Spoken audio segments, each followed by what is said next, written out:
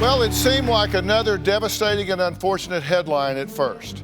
A man goes for a swim in the Long Island Sound and doesn't come home. His family suspects the worst and calls authorities. A massive search effort is launched and crews scramble to find the body of this husband and father who is believed to have drowned. But things aren't always what they seem, and this tragedy was about to take a shocking twist. Take a look. Police are searching for signs of a missing man who went for an ocean swim Saturday afternoon. I think he had a little bit of a heart problem. Police began the day acknowledging this is now a recovery effort. Everyone thought the 47-year-old was dead, drowned in Long Island Beach. I was planning a funeral for him. I lost my husband. It's just a nightmare that I just can't wake up from. After days of hoping, fear gave way to acceptance. Their beloved husband and father was gone.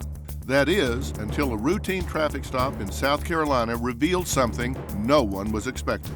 A shocking twist in the search for a missing swimmer. The frantic 5-day search for a Long Island father believed to have been lost at sea. Turns out he was never missing.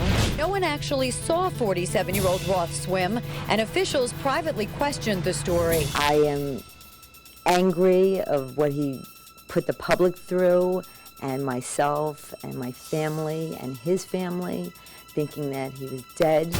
Raymond had faked his death and vanished without a trace to Florida. But the question was why.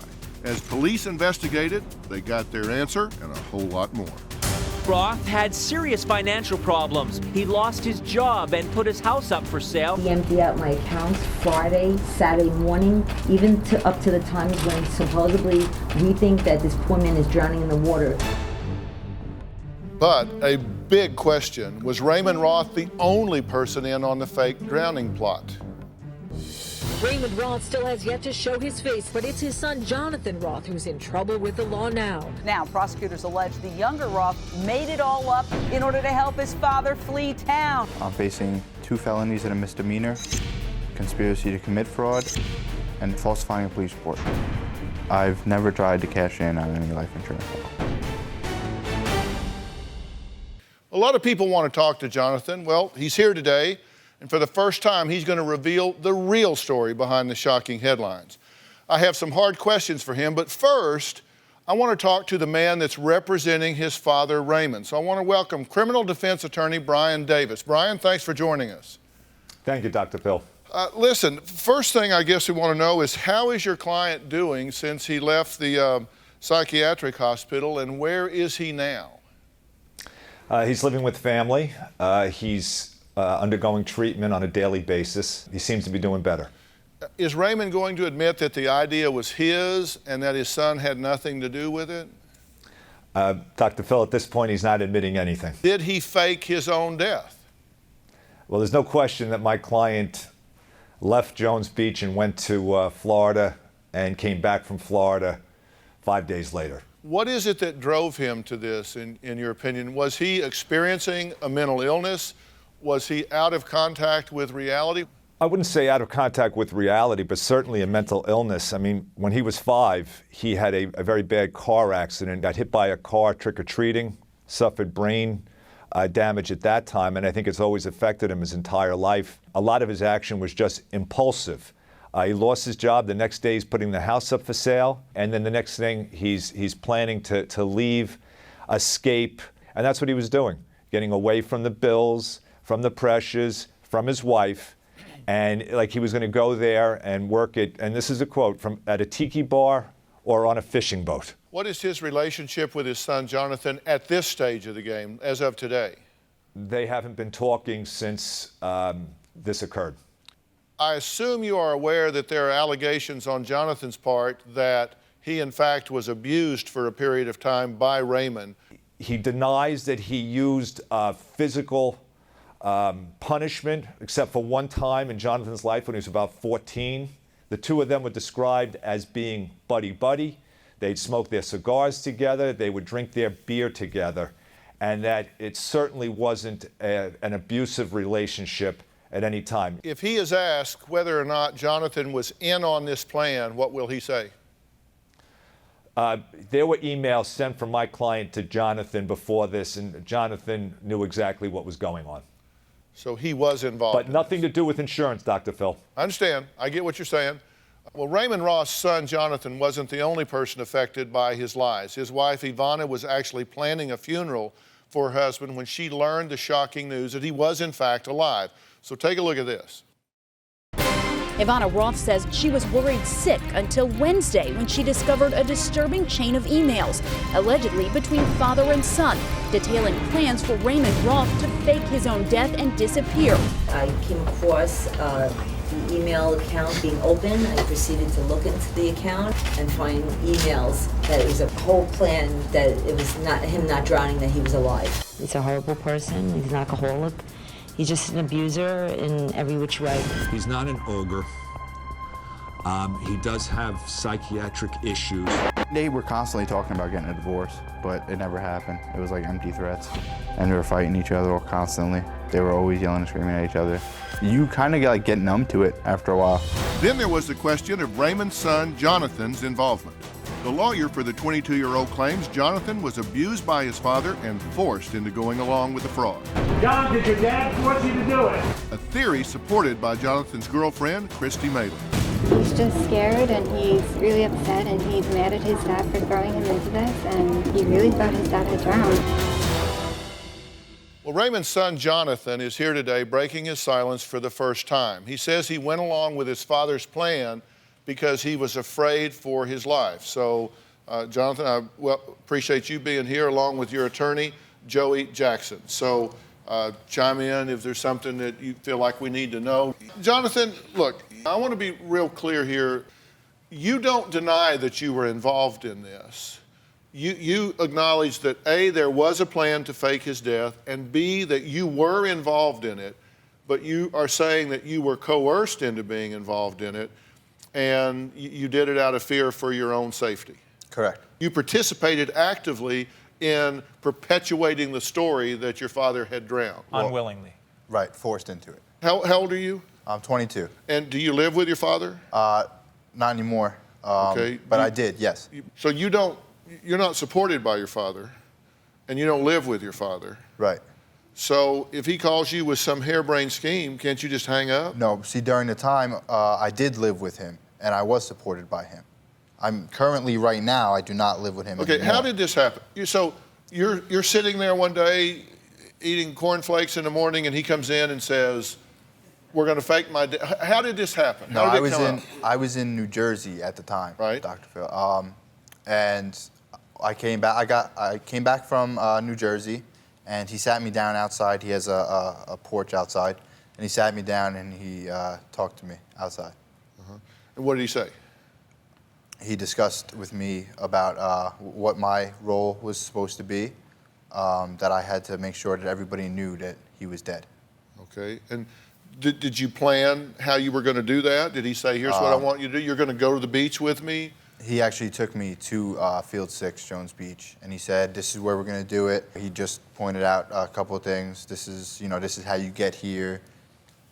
And how long was this before it actually took place? About a week, Dr. Phil. About a week, because Brian has described him as being very manicky at times, difficult. Nobody could do anything with him and handle him at those times. But you're saying this spanned a week. It sounds to me like it was thoughtful and planful and spanned a week, and manic phases don't typically last that long. I don't know anything about a manic phase or anything like that.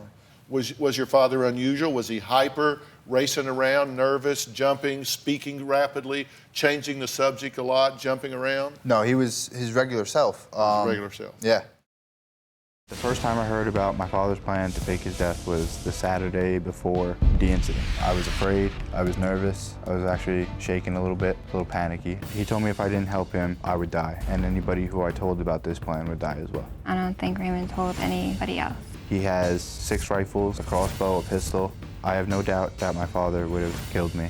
Jonathan Roth was manipulated by his father in every way. In my mind, Jonathan, he can't be guilty for something that he didn't have a choice in. It'll be crystal clear who's at fault here. And that man is Raymond Roth. This is what America wants to know. Did you help your father fake his death?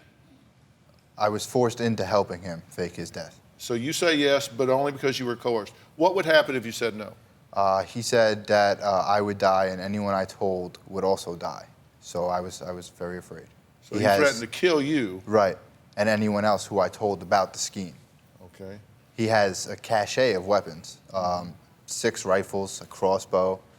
He had his pistol taken away from him by the police. So you thought he might kill you? I mean, yes. So this was a week later. Were you ever away from him during the ensuing week? No. So he stayed by your side 24/7 from the time he told you until in you the same relative area. We were in the same house for the whole week. The question is, why didn't you call the police? Why didn't you go to the police? I live in the same house with him. I was afraid if the police show up, what he could do to me, maybe, I don't know. Deny it, and then the police go away. You can't, the police can't really do anything until an action actually happens, right? Well, I'm not a criminal attorney, I don't know either, but I don't Doc, know. Joey, go ahead. Let me address a few things. First of all, the attorney tries to say that the father had an accident when he was 5 years old. That's nonsense. The reality is the accident may have occurred, but to blame this upon an accident and to blame what the father did on something that happened when he was 5, this case is nothing else but about the abuse, the manipulation, and the coercion of his father, period. And for the lawyer to suggest he knows nothing about it and he was mentally defective and he checked himself in, that's nonsense. And to throw his son under the bus as he has, it's astonishing and it makes me lose faith in humanity. He knew exactly what he was doing. He knew exactly what he was putting up his son to do, and it's unfair, it's inappropriate. And the fact that Jonathan can sit here now and stand here as a man as he has, it's a blessing. You heard what your father's attorney said. Yes. He said there was not an abusive relationship, that you guys were big buds, you drank beer together, you hung out together, and that he had disciplined you a time or two as you were growing up, but other than that there was no abuse here. I'll let Brian speak in a minute, but you heard what he said. What do you say about that? The fact of the matter is, Dr. Phil, that there was a very abusive relationship. Not only was it physical, but it was verbal and degrading towards me constantly. A constant thing. I'm talking about every day. Not only towards me, but he was hostile towards his own wife. Mm-hmm. He once broke her nose because she was trying to stop him from attacking me. All right, Brian, what do you want to say about all this? The broken nose was an accident, according to Ivana. But I got real problems. With what Jonathan is saying here. I think, Dr. Phil, you pointed out, you're talking about a week. They weren't sleeping in the same bed. Jonathan had free reign to leave that house and go wherever he wanted to go. Once he knew his father was on his way down to Florida, why he just didn't do the right thing and not report it at all, or report it and then come clean right away and say, I was forced to do it. See, I don't buy the whole story. This is part of the finger pointing that his attorney wants to do and has done every time he gets an opportunity. He even denies the fact that there's been abuse, and that abuse has been of long standing. Do you deny, Brian, that there's been abuse of his son? It has occurred since he was 10 years old, and it occurred on an ongoing basis. You have to evaluate this in the context of which it occurred. My client was continually beat up by his father. My client was continually belittled, told he would amount to nothing by his father. If you want to finger point your own client, plead him guilty, and let him admit what he coerced and manipulated his son into doing, period. Well, Joe, I hear a whole different story from my client's family, who did everything they could to help a young boy who came into their family at age 9. Is helping beating him up? Is helping drinking? Is helping... Hold on. Joe, just let me finish. If you're going to finish, tell the truth. That's what everybody wants to hear, is the truth. So if you're going to finish, make statements that are not going to be because you're protecting your client, but are going to be because you know them to be accurate. And you know it to be accurate because we're going to show the records in court of your client drinking and abusing my client on a consistent basis and in breaking, what you have to admit, his wife's nose. Okay? Time out. I've let the lawyers talk. Now you're going to let me talk. I want to talk to you. Raymond Roth's attorney says father and son have a close relationship. They've been described as buddy-buddy. They smoke cigars together, they do their workouts together, they walk together, they drink their beers together. It was just some sort of plan that they were doing together. Younger Roth says he's an innocent victim of his father's plot, but police say he confessed, admitting he knew that his father had left the beach to flee to Florida. What happened the day this all went down? What happened that day? When everything happened? The day that he disappeared. I don't know. Am I allowed to? No, he can't get into the specific facts as to exactly what occurred that day because obviously he's facing criminal charges. Well, if he didn't do anything except what he was coerced to do, but you just been sitting here saying, tell the truth. That's what people want to hear. I am. So now I'm asking him to tell the truth. That's what people want to hear. All right. There's a difference. There's a difference, and you have to respect this. Obviously, if somebody's under investigation and somebody's facing criminal charges, the forum upon which they have to speak, you have to be very careful of that. All right, you made 3 different statements to the police. Which one is true? I don't remember the statement word for word, but I was admitting that I knew about the scheme and that I was forced into going along with it. And you don't want to go into the details, but you guys got up that morning, you planned this out. You had planned this out through the week, I assume. We do know he went to the beach and did not come back. He went to Florida. We know that, right? We do. Okay. And you then, as a matter of public record, you started notifying what you called the police and said he's gone, he disappeared. You said I saw him chest high in the water and then I didn't see him after that. That's public record. Yes. So you can talk about that, right? Yeah, and ultimately what he did do after he was arrested is he told the police exactly what happened, which is it didn't happen, and that this was all something that his father came to him to talk about. But the only reason why I told the truth then, Dr. Phil, was because I was in police custody. I was in the safety and security of the police.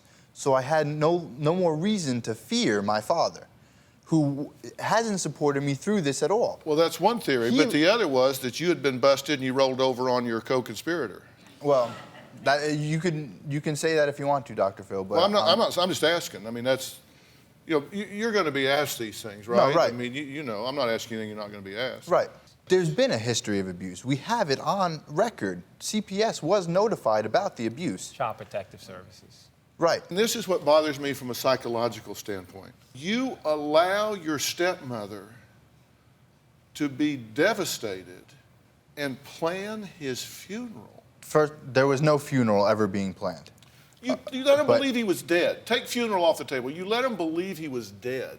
Does that bother you? Absolutely does, that you let Dr. these Phil. people, because I just think if somebody came and told me that a family member of mine was dead, I mean, I'd be devastated. You're absolutely right, and it does bother me a lot. But you have to understand, I had no other choice. I would have died otherwise. He would have killed me, Dr. Phil, if I didn't do what he was telling me. Were you worried that you were incurring tens of thousands of dollars or more in search and rescue fees? And I was more worried for my life. My father would beat me every other weekend, sometimes every weekend, because I was acting out in school or he was drunk. Anything would set him off. It didn't really matter. He always was able to find an excuse.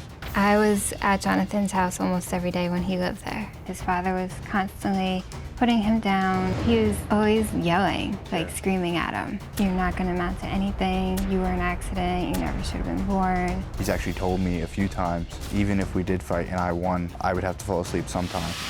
And he said when I did fall asleep, he would wrap a garden hose around my neck and kill me. Now, at 10:19 that morning, you get an email. The subject line says, help.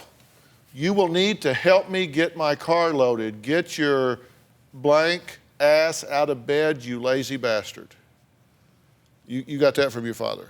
Yes. Did he talk to you like that all the time? Every day. Every minute of every day. He would never talk to me. It was more of him talking at me, demanding from me. You got another email, same day, actually a little earlier. Subject line, business. Jonathan, there needs to be a way for me to find out how things are going. Call me Sunday night at 8 p.m. at the resort, gives a number. You cannot call from your phone. Go to a payphone or borrow your friend's phone. You must call within 15 minutes of the determined call time in order to be sure I will be available. That sounds pretty planful. Right. A few minutes later, subject line, going the distance.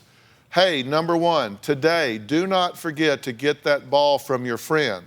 I need to get to the bank for cash for a trip. About the jewelry we spoke of yesterday, you need to whisper in Aunt Jackie's ear about it, and do not worry, she will get it. Lawyers, be sure to get Uncle Bob to follow up and continue the battle. House, do not allow that blank to give the house away. Uncle Bob's papers, tell Uncle Bob I handed you the lawyer papers and you just noticed that there was an envelope with Uncle Bob's name on it. The last will and testament, then hand it to him. All of the paperwork. This is really worked out in detail. But who's it coming from? It looks to me like it's coming from his father. Okay. Did you get the email? I did receive the emails. So you got the 3 emails? Yes. But you didn't respond to them? Correct. Because at one point you denied getting the emails, right? Right. But you did get them? Yes. Yes, I did. Did you respond? No, Dr. Phil. Okay, and you can't say what you did. Right. Have you talked to your stepmother? No, I haven't. Since this happened? No. Have you apologized in writing or anything for putting her through this? No, I've tried to get in contact with her. I have clothing and other articles there of mine, but I can never get in contact. But I don't think she wants to talk to me. What would you say to her? I mean, I would apologize, Dr. Phil. I am very sorry that all of this has happened. Your stepmother has said that she's afraid of you. Why would she say that? Afraid of me, Dr. Phil? Yes. I've never, not once, threatened her. I've never even raised my voice to her, Dr. Phil. So to be afraid of me, I don't know. I really can't answer that question. All right. What's going to happen next? Is this going to go to trial? So there won't be a trial unless there needs to be. A trial is the answer. But your client is cooperating with the authorities. Whatever it is that they need, I'm responding to, and we'll continue to have a dialogue with them to see what happens in the case. What they want is connect this to the insurance fraud, right? I think what they want to know is who the mastermind behind this was, how this all came about, how my client got involved in this, what happened with those emails. I think they really want to find the responsible and culpable party here. Any final comment? The final comment is that, Brian, I think what you need to do is you need to plead your client guilty. You should stop telling your client to put mine under the bus to save his life. That's what got him in this problem in the first place. Joey, your client put himself under the bus. You're going to cooperate with the district attorney, give testimony against my client, and I'll be cross-examining your client probably about 6 months from now when we go to trial. Well, that's not entirely true. What we're going to do is what I'm asking you to do is to tell the truth. It's very helpful sometimes to the public and to juries to tell the truth. You get your side. You get your side of the truth. I get my side of the truth. And we'll see which side prevails. The real truth will come out at trial.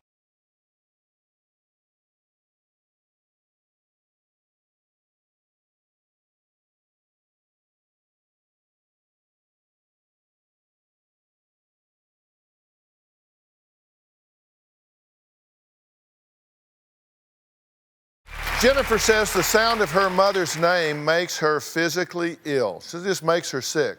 She refuses to ever repair their relationship. In fact, she told producers, if Dr. Phil asks me to forgive my mother, I will not speak to him. Here's Jennifer's version of what happened in her childhood.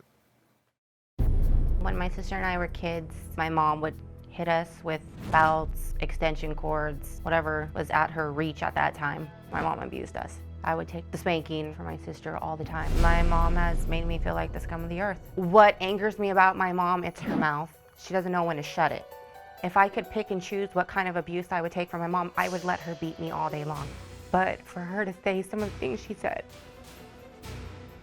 My mom told us that my dad didn't love us.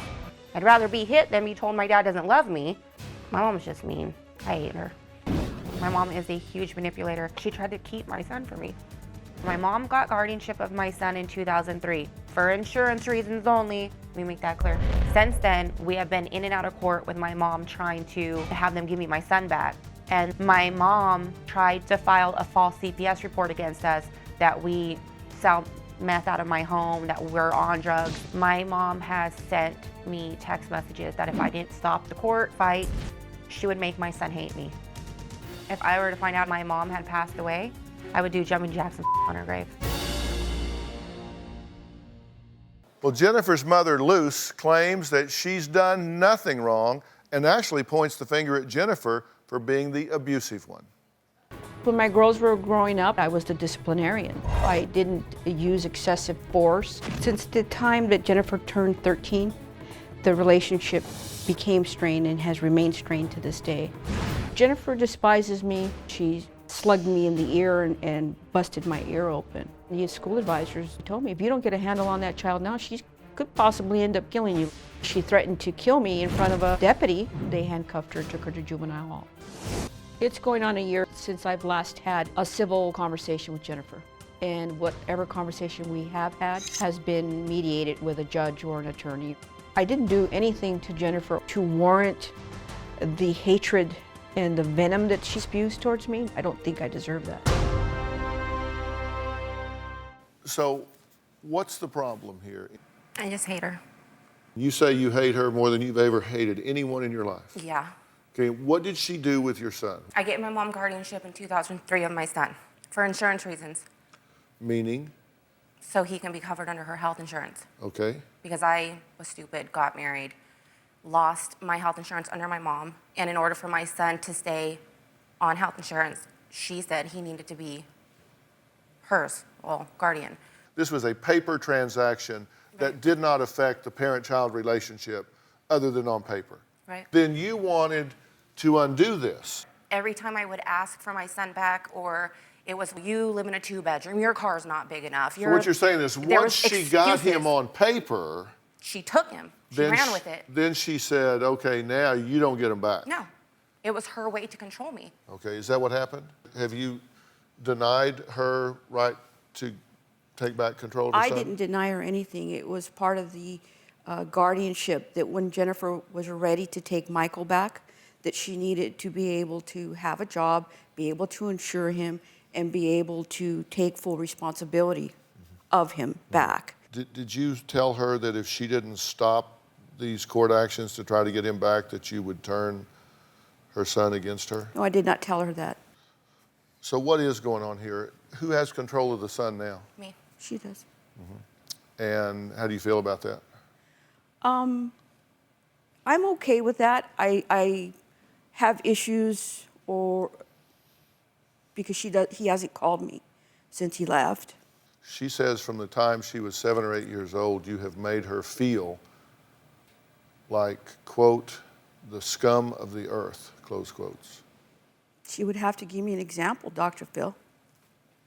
I have 2 daughters, fed, clothed, taken care of, nurtured, loved, disciplined, and they're opposite of each other. Did you beat these children? No, I didn't. Did you beat her? No, I did not. Did you beat her with a belt or?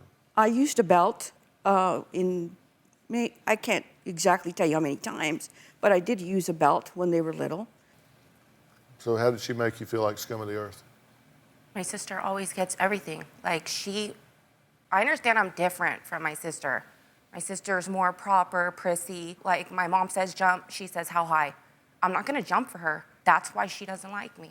I think my sister should be out here. My sister's the one who wrote the show. I didn't want to come on here. Why are you here?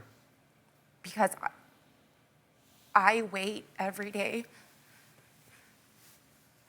for somebody to call and tell me that my mom's gone. And I don't want to feel that way anymore. I don't want to forgive her. I don't want a relationship with her.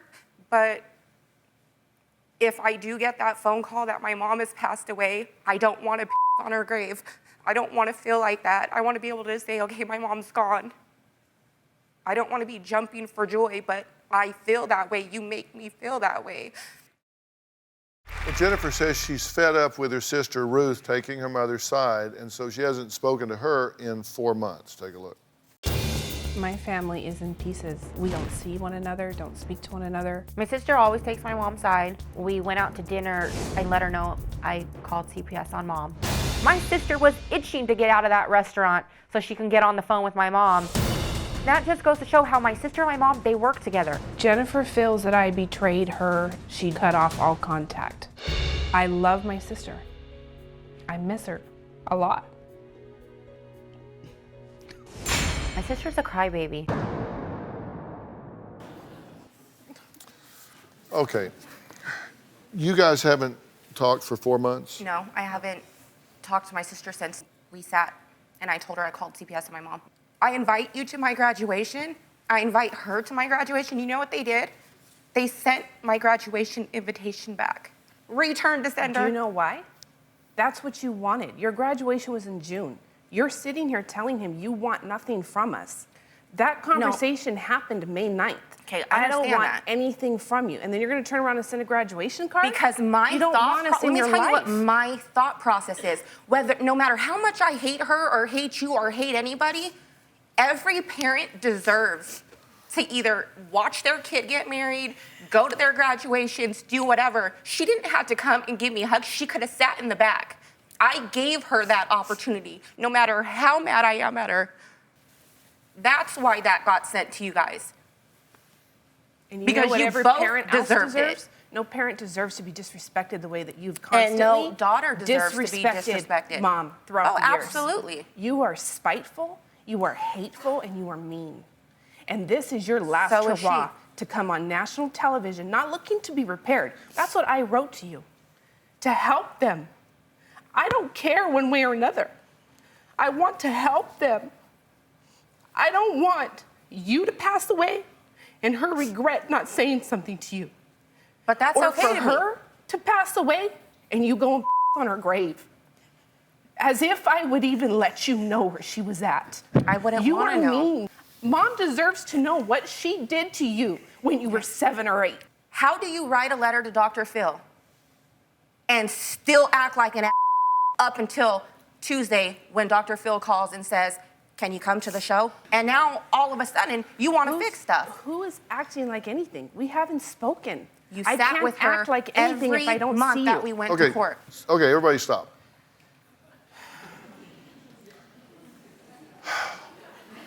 One thing that I know is that when somebody is gone, they're gone for a long time. You should never let the sun set another time without saying or doing the things that you need to say and do, whatever they may be. If something did happen to her and you were left with that bitterness and resentment, that you would have to live with it the rest of your life, because you don't get a do-over. Right. And you feel like you have been betrayed to the ultimate degree. And it's like, oh my God, how do you ever trust somebody that tried to steal your child? Dr. Phil, nobody tried to steal Michael. I understand. If somebody tried to kidnap your child from the yard and you caught him, how would you feel about that person? It's like, let's figure how many different ways we can beat this guy to death. I mean, that's how you would feel, right? And her perception is that there has been a protracted strategy of alienation of your son from you. True? True. If that's what she believes, would you expect her to feel any other way? No, she's entitled to her feelings. Well, and wouldn't you feel that way if you believe that in fact was done to you? Yes. And you would too. I mean, anybody would. Do you have your son back? Yes. And he is with you, and you love him. Very much. And he loves you. Very much. And so that is intact, right? And you're just saying, yeah, it's intact in spite of what she did, right? You survived it. You got through it. It was the fight of my life. It was the but I fight did of it. your life. It's you feel like the one you shouldn't have had to fight. I shouldn't have. Let me tell you the problem with this, just so you know. And you're not going to like this, and that's okay. Okay. And you're going to deny some of it, but you're wrong. Do you have any Kleenex? Pardon me? Kleenex?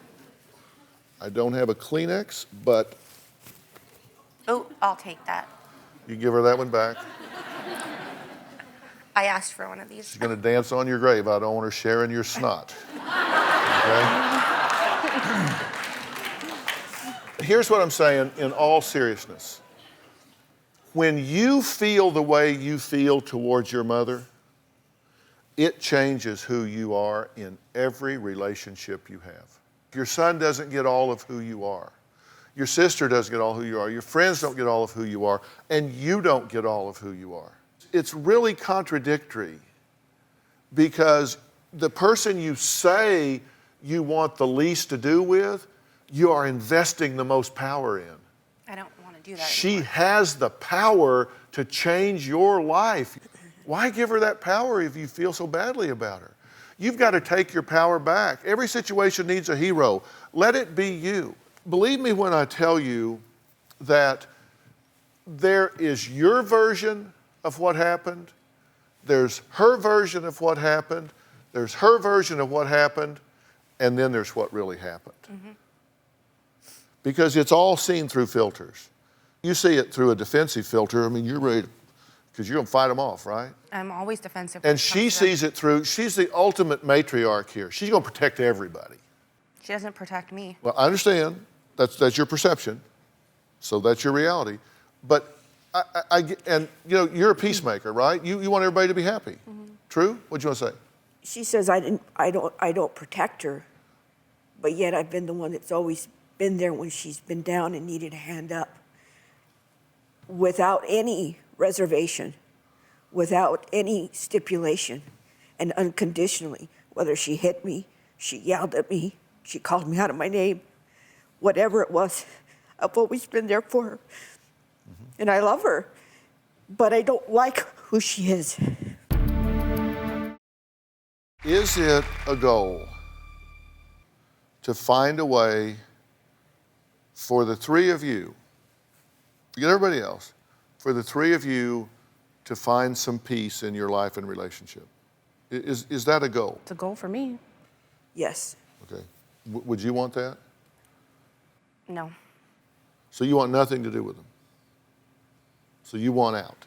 I want completely out. Okay, then that means you're going to withdraw your feelings, right? You don't have to, if you really want out, then it means you have no unfinished emotional business. You can let it go. You can give yourself permission to be peaceful. If you're still angry and bitter every day, then you haven't let it go. I don't want to hate my mom. Okay, so you do want what I'm saying. You said you don't, but you do. I do. And I'm sorry that I'm hurting my mom. Okay, then because there is a way to work through this. And I will guide this. I will get you guys some help to do this. But if you don't have the goal, then you'll never get there. Do you have a story or a question for me? Click the link in the description and tell me what in the world is going on.